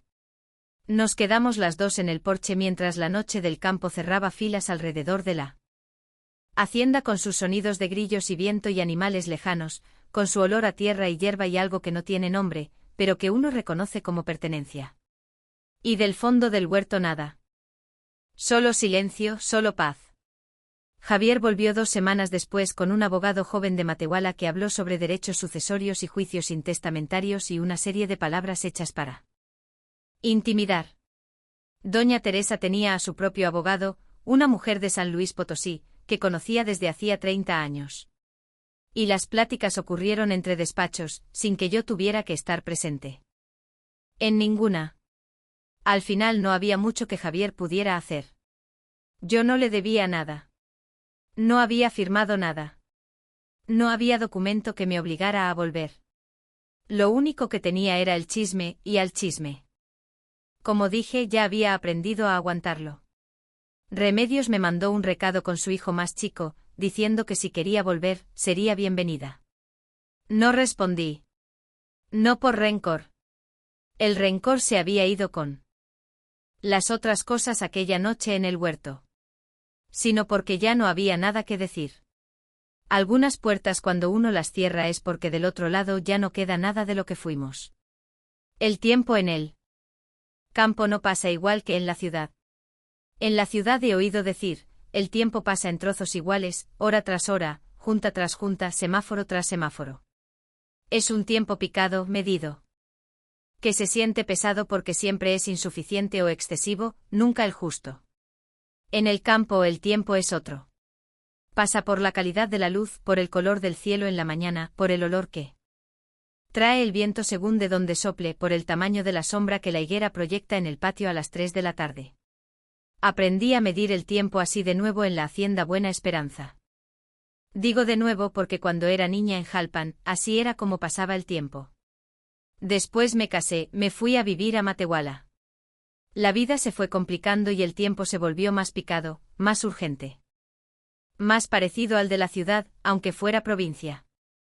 La hacienda me devolvió el tiempo que había perdido. Y con el tiempo me devolvió otras cosas. Pasaron 6 meses desde aquella madrugada en el huerto. 6 meses es poco y es mucho. Es poco para curarlo todo.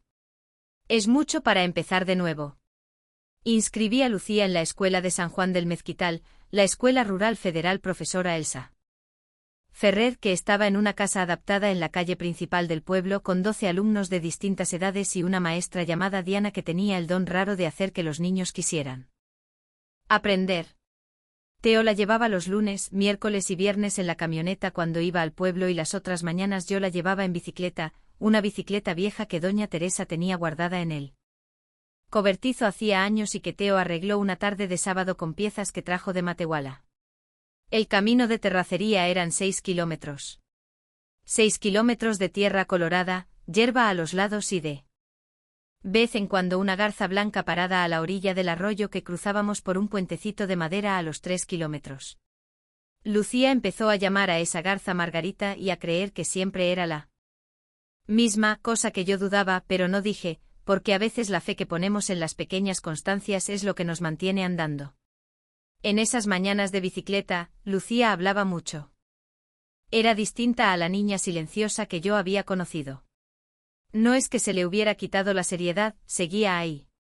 Pero había un espacio nuevo dentro de ella. Un espacio que la casa de Javier había comprimido sin que nos diéramos cuenta. Ese espacio ahora desbordaba en preguntas, historias y observaciones sobre el mundo que me tomaban desprevenida. Mamá, ¿por qué la garza se queda parada? ¿Tanto tiempo? Está pescando. Se queda quieta para que el pez confíe. Como nosotras nos quedábamos quietas allá en la casa del tío Javier. Pedaleé más despacio. Un poco, dije con cuidado. Pero nosotras nos quedábamos quietas por miedo. La garza se queda quieta por estrategia. Es diferente. Ella lo pensó un rato, el viento alborotándole el cabello bajo el casco rosa que doña Teresa le había comprado sin avisar, apareciendo una mañana en la mesa del desayuno con una nota que decía solo, para la niña de la bicicleta. ¿Entonces ahora nosotras somos más como la garza?, preguntó. Me reí de verdad. Una risa que salió entera y que me sorprendió por su fuerza. Sí, le dije. Ahora somos más como la garza. El trabajo en la hacienda fue tomando forma de vocación. No es una palabra que yo hubiera usado antes. Vocación parecía cosa de curas o de artistas, no de una mujer que cuida la huerta y el ganado. Pero es la palabra correcta, porque descubrí que tenía mano para la tierra de una forma que iba más allá de la obligación o la competencia. Era placer. Era el placer físico de meter la mano en la tierra húmeda por la mañana y sentir que la tierra responde, que está viva, que tiene temperatura, textura y humor propio según el día. Amplié la hortaliza, le pedí permiso a doña Teresa y ella hizo un gesto con la mano que significaba haz lo que quieras mientras sea bueno. Planté nopales, calabacitas, chiles, pimientos, cebollines. Planté anís, que era lo que mi madre cultivaba en Jalpan. Y cuando el primer brote se asomó de la tierra, sentí algo en el pecho que fue silencioso y grande al mismo tiempo. Teo me enseñó a reconocer el tiempo de lluvias por el comportamiento de las hormigas. Cuando suben de nivel cargando todo hacia arriba, es señal de que la lluvia viene antes de lo que el cielo todavía muestra.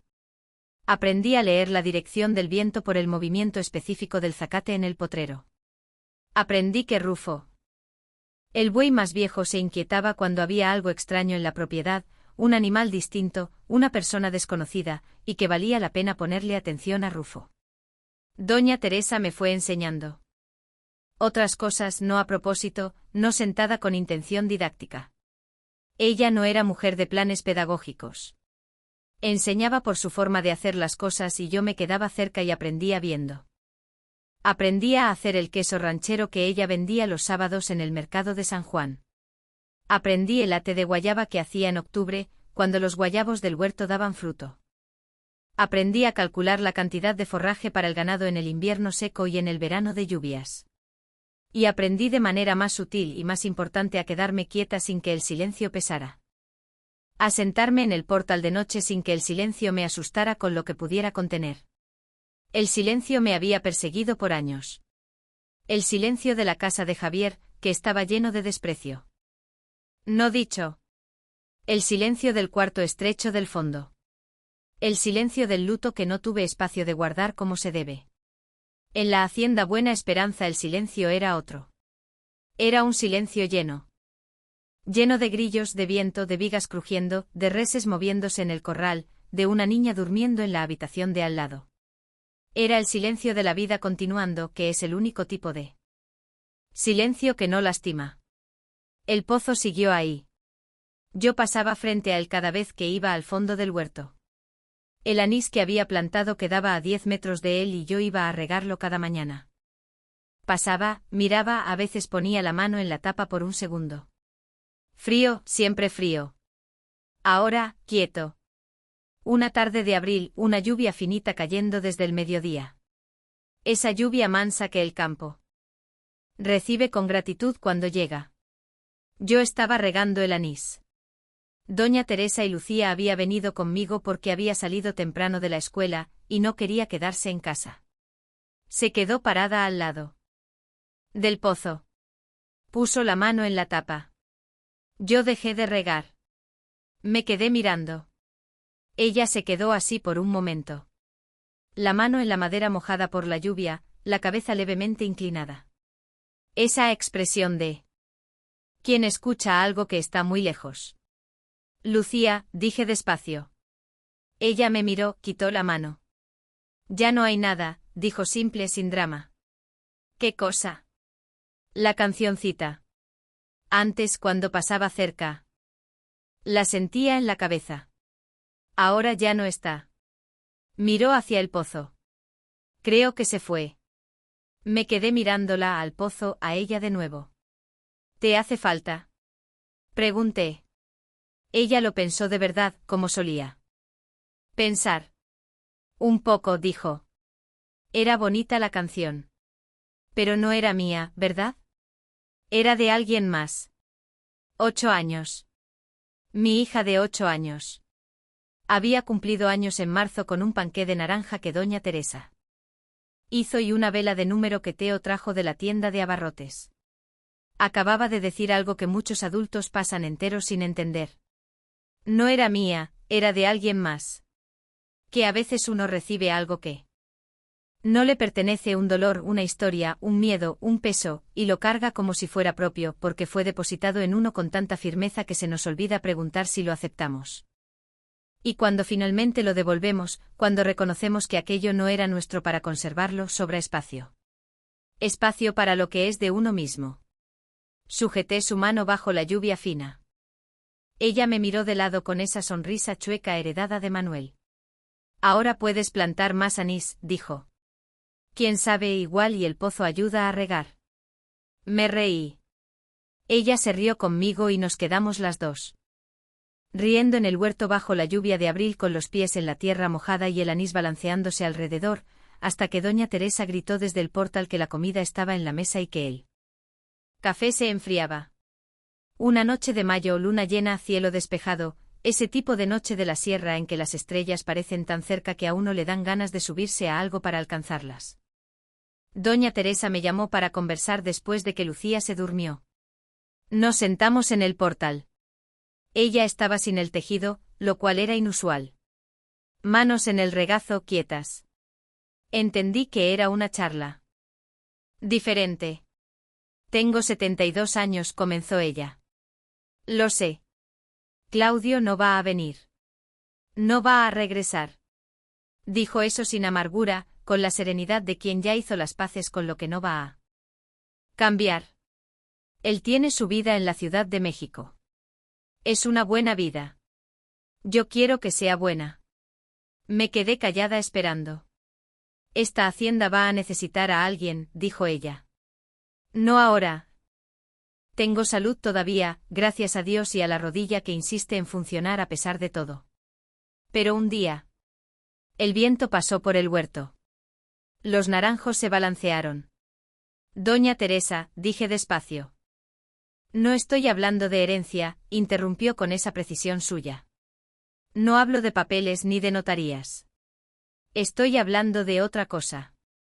Te estoy preguntando si te quieres quedar de verdad. Si este lugar es tu lugar. Miré la hacienda en la oscuridad. La higuera enorme que ya amaba. El huerto que ya conocía de memoria. El patio que barría cada día. La hortaliza que había ayudado a crecer. Mi cuarto en la habitación con la ventana que daba al huerto, en la colcha de retazos, en el reloj de Manuel en la mesa de noche. Pensé en Lucía trepando al guayabo, en Lucía platicando con Rufo y Capitán, en Lucía pedaleando al lado de la garza que ella llamaba Margarita. Pensé en el camino de Terracería Roja, en aquel mediodía sofocante, en la maleta casi vacía, en la mano pequeña apretando la mía. Pensé en un hombre que se detuvo cuando no tenía por qué detenerse. Es mi lugar, dije. Doña Teresa asintió con la cabeza. Solo eso.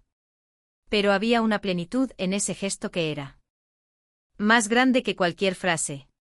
Nos quedamos las dos en el portal por un largo tiempo, mirando el cielo de mayo lleno de estrellas. Y en algún momento doña Teresa tarareó muy bajito.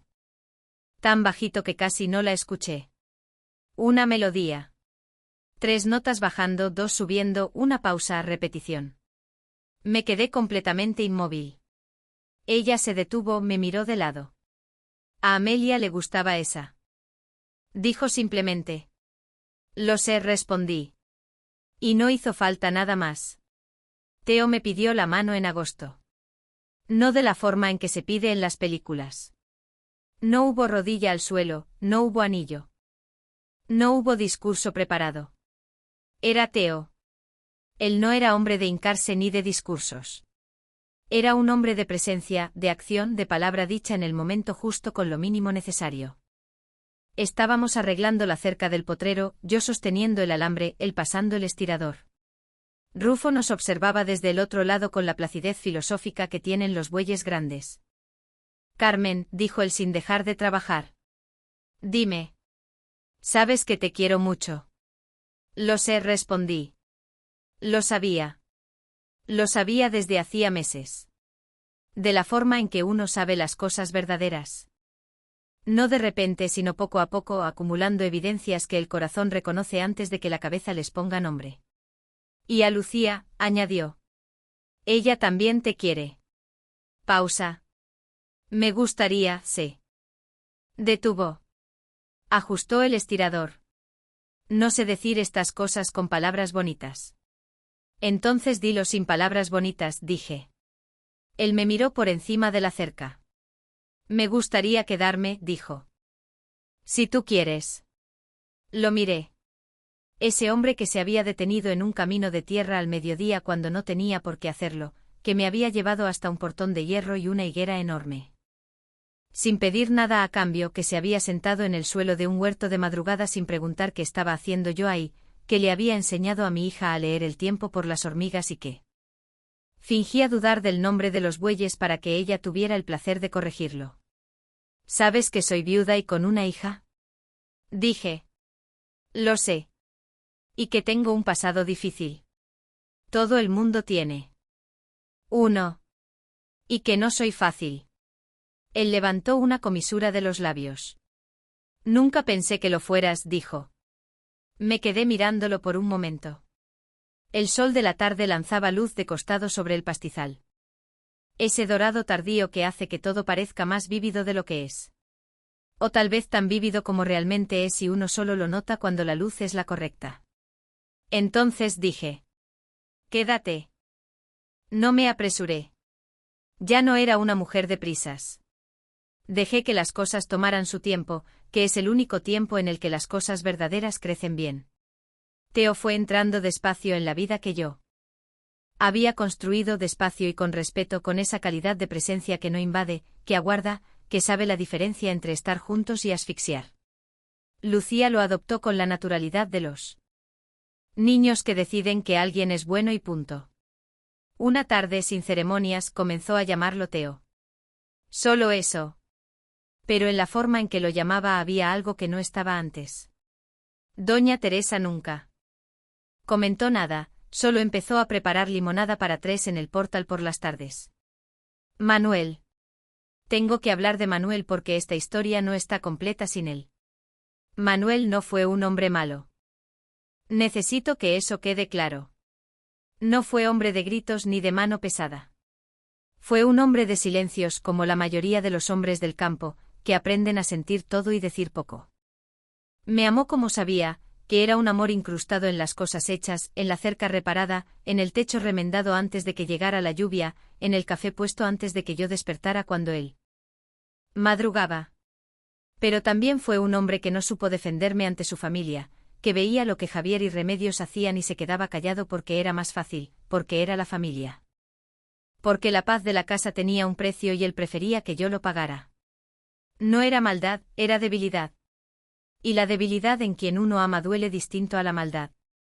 Duele porque uno ni siquiera puede tener rabia de verdad. Lloré a Manuel muchas veces. Lloré al hombre que murió. Lloré al hombre que no fue. Lloré la versión de él que yo necesitaba que fuera y que nunca fue posible. Y en algún momento, no sé decir exactamente cuándo, fue gradual como todo lo que es real, dejé de llorar lo que no fue y empecé a quedarme con lo que sí fue. Con los 18 años de cama compartida. Y de labor juntos. Y con Lucía nacida entre nosotros en el hospital de Huetamo en una madrugada de lluvia. Con el hombre real, imperfecto, silencioso, que me había amado como era capaz de amar. Eso era suficiente para ser recordado con afecto. Y amar a otro hombre, amar a Theo, que era diferente a Manuel en casi todo, que hablaba cuando debía y callaba cuando debía y que sabía cuándo detenerse en un camino, no borraba a Manuel. Aprendí eso. Que el corazón no es tierra con espacio limitado. Es agua. Se expande para contener lo que necesita contener sin que lo de antes se derrame. Una mañana de septiembre, casi un año después de la maleta casi vacía en el camino de Terracería Roja, fui hasta el pozo sola. Septiembre en el campo es un mes de transición. La sequía del invierno va cediendo. El cielo empieza a amenazar con lluvia, pero aún no cumple. El zacate empieza a mostrar un verde tímido debajo del amarillo. Es el mes de la promesa, de la inminencia. Fui hasta el pozo. Con algo en la mano. El rosario de madera que era de mi madre, el rosario que había traído en la bolsa de plástico doblada 3 veces, que era una de las pocas cosas que había salvado de aquella casa. Me quedé parada frente al pozo. Puse el rosario sobre la tapa. Simplemente lo posé ahí. Las cuentas de madera oscura contra la madera oscura de mezquite. Hice lo que me pediste, dije en voz baja. Perdone. No sé si lo hice bien, no sé si fue suficiente, pero hice lo que pude y sigo haciéndolo. Silencio. El viento en el huerto. Una mariposa amarilla de esas grandes de campo que aparecen después de la primera lluvia. Se posó en el borde de piedra del pozo por un segundo y se fue. Lucía está bien, continué. Doña Teresa está bien. Yo estoy bien. Pausa. Creo que finalmente estoy bien. De verdad, no de mentira. Tomé el rosario, me quedé con él en la mano, las cuentas pasando entre mis dedos, que era un gesto antiguo de infancia que el cuerpo hacía antes que el pensamiento. No sé qué eres, le dije por segunda vez en la vida a aquel pozo. No sé si eres el alma de Amelia, si eres la memoria de mi madre, si es la tierra guardando lo que perdemos o si es Dios hablando. De una forma en que yo necesitaba oír porque de las otras maneras no lo estaba logrando. Tal vez seas todo eso junto. Tal vez no seas ninguna de esas cosas y nunca lo sepa. Miré el pozo por un momento largo. Pero gracias, dije. Por dejarme escuchar cuando más lo necesitaba. Por saber a quién llamar. Por usar su voz. Quité la mano de la tapa. Me fui por el huerto y no miré hacia atrás. No por miedo, no por huida. Por elección. Porque había vida adelante que necesitaba mi atención. Y había aprendido finalmente que mirar hacia adelante y honrar el pasado no son cosas que se excluyen. Son cosas que caminan juntas. Que es como caminamos nosotros también hacia adelante con todo lo que cargamos. Y eso es suficiente. Esto sucedió. Yo, Carmen Valverde, lo estoy contando porque hay mujeres que necesitan escuchar que es posible. Que la humillación no es el fin. Que el camino de tierra aparece. Que hay gente que se detiene cuando no tiene por qué detenerse. No estoy diciendo que el pozo hable. No estoy diciendo que mi madre estuviera ahí. No sé qué había. Sé lo que escuché. Sé lo que cambió. Sé que Lucía tiene 9 años ahora y que se sube al guayabo chueco y que hace preguntas que me agarran desprevenida y que llama a la garza Margarita y que se ríe de un lado más que del otro, igual que su padre. Sé que doña Teresa tiene 72 años y que teje de noche y que a veces tararea bajito cuando piensa que nadie la oye. Sé que Teo arregla lo que hace falta sin que yo se lo pida, y que me toma la mano cuando el camino de tierra tiene baches y que nunca, ni una sola vez, me ha hecho sentir que yo ocupaba demasiado espacio. Sé que la hacienda Buena Esperanza huele a tierra y a naranja y al anís que planté cerca del pozo. Que el pozo sigue ahí. Tapado y quieto, al final del huerto donde empieza el monte. Quieto como algo que ya dijo lo que tenía que decir. Y yo aquí de pie, continuando. Que es el único milagro que al fin de cuentas la vida nos pide. Hay cosas que cargamos y que ni siquiera sabemos el nombre correcto. No es tristeza, no es nostalgia, no es rabia. Es un peso. Y cuando finalmente lo soltamos, ya sea en un huerto de Madrugada, en un camino de tierra al mediodía o en un portal de noche mirando las estrellas, descubrimos que debajo del peso siempre estuvo la persona entera esperando. Carmen Valverde. Hacienda Buena Esperanza, Tierras de México.